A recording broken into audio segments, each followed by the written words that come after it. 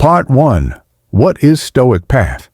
This is the Stoic Path, a way of life carved from ancient stone, yet more relevant today than ever before. Before it became a buzzword, before it was misused by motivational speakers and diluted by self-help trends.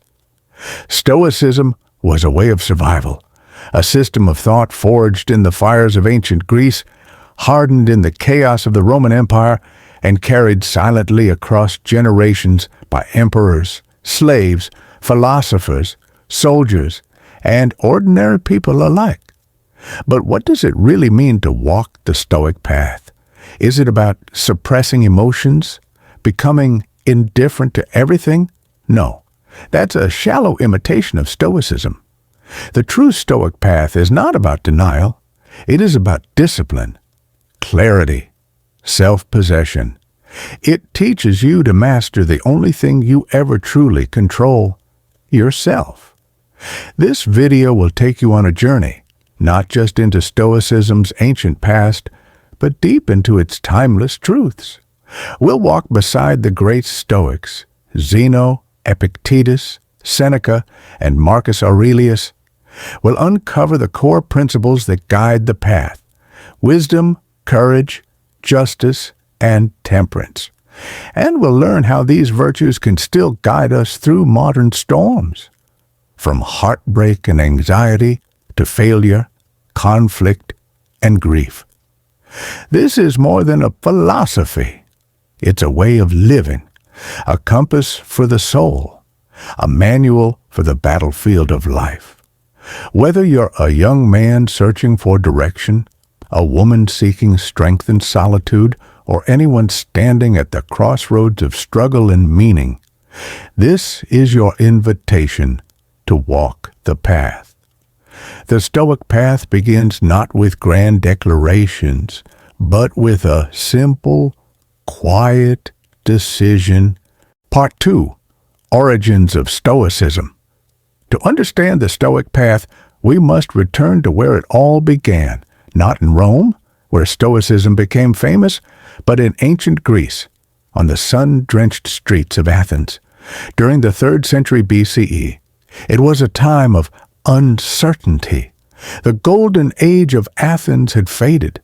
Alexander the Great was gone. His empire had fractured. The world, once ordered under classical ideals, was becoming more chaotic, unpredictable.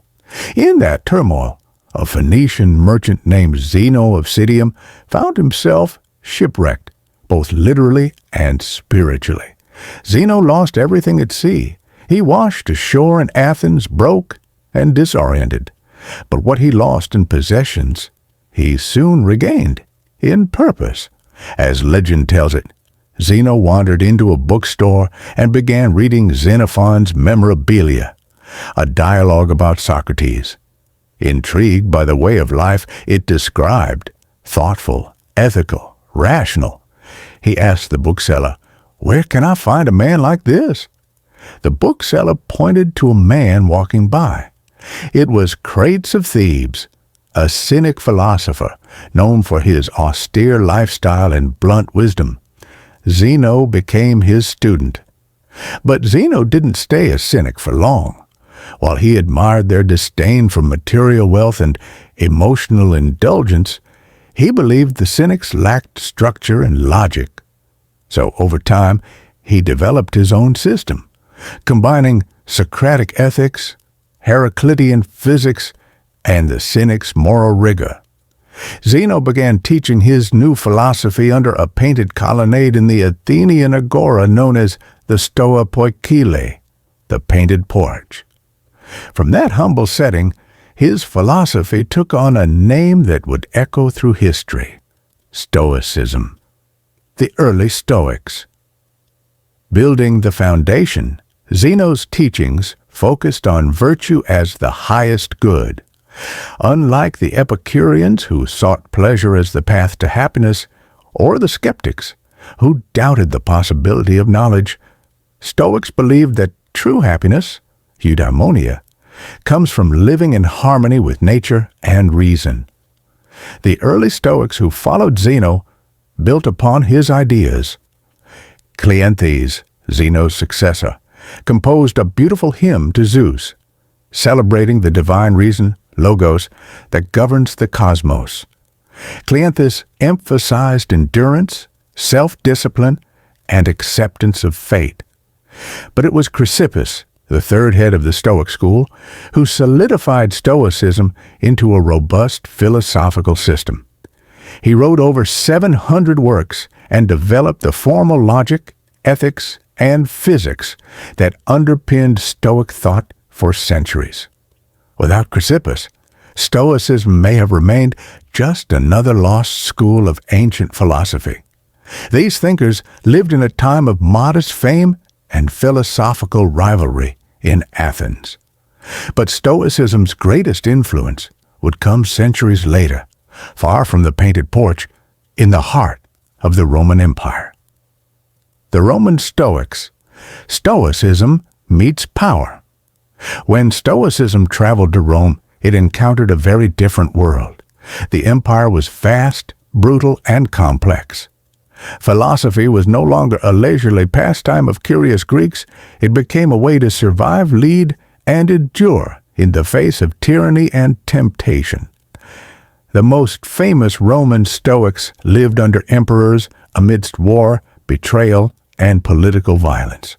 Seneca the Younger, advisor to Emperor Nero, was a brilliant playwright and statesman. His essays and letters reveal a man torn between wealth and wisdom, between influence and inner peace. Though some question whether Seneca always lived up to Stoic ideals, his writings on anger, grief, and the shortness of life remain some of the most powerful ever composed. Epictetus, in contrast, was born a slave. Crippled by his master, Epictetus earned his freedom and began teaching philosophy in Nicopolis. His discourses, recorded by his student Arian, focus on radical self-mastery. You may not control the events in your life, he taught, but you can always control your response. Then came the philosopher king, Marcus Aurelius, emperor of Rome, commander of armies, guardian of an empire in decline. Yet in the quiet of night, Marcus wrote to himself. His meditations, never meant for publication, reveal a man constantly reminding himself to be just, to be disciplined, to be humble in the face of fate. Thank you for watching. Don't forget to like, share, and subscribe to my channel for more great content.